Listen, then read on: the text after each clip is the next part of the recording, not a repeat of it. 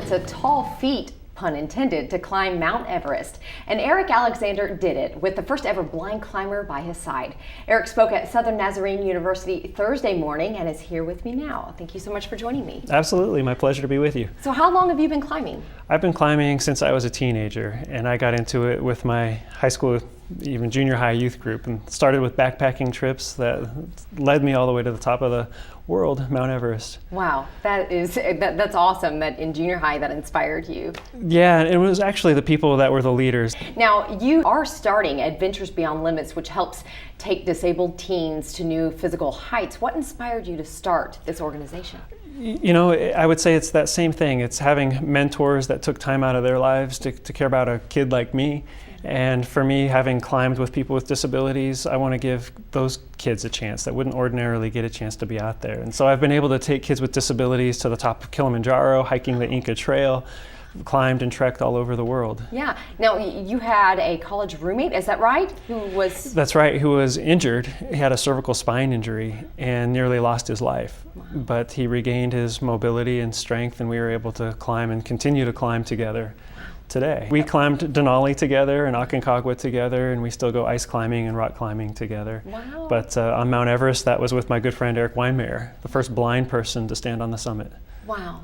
That is amazing. How cool. I can't imagine how much more thought that must be, to really put into climbing. You have to think differently, I'm sure. You do. You have to think behind you as well as in front of you. You have to think of what's under your feet as well as what's under his feet. And it does take a lot of thought. It takes a lot of energy. So I'm not only thinking about him, I'm trying to communicate exactly what it is that I see and what he needs to know in order to be safe on the mountain, because it could mean the difference between life and death. For him, certainly. Obviously, it was a success, so that's great. It was. We made it up and we made it back down, our whole team intact. Nobody lost any digits, no loss of life. It was an extraordinary and successful expedition. Good. Now, you yourself took a big fall. Tell us how you survived that. Honestly, I would say it's a miracle, but I don't know that I can claim that. I will say it was divine intervention. It was on a climb in the Himalayas with this same team. It was a training climb for Everest. I stepped on a loose rock on the edge of a 600-foot cliff. It sent me falling down this cliff, and I should have fallen and tumbled 600 feet and died. Instead, it was only 150 feet.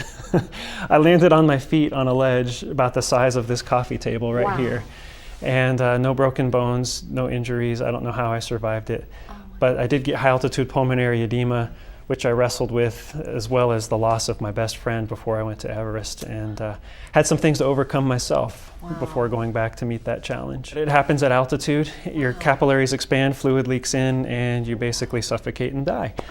I was fortunate to get down and out alive, and then to go back and climb Everest the next year was really pretty much an amazing thing that I was able to do that. How'd you overcome that fear?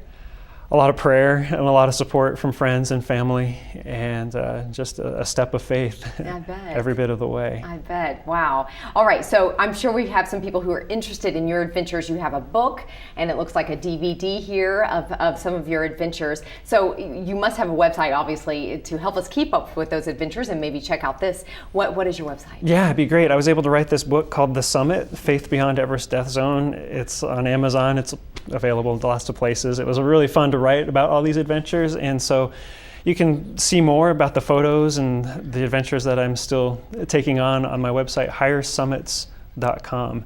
On Facebook, it's Facebook/Higher Summits, and Twitter, same name.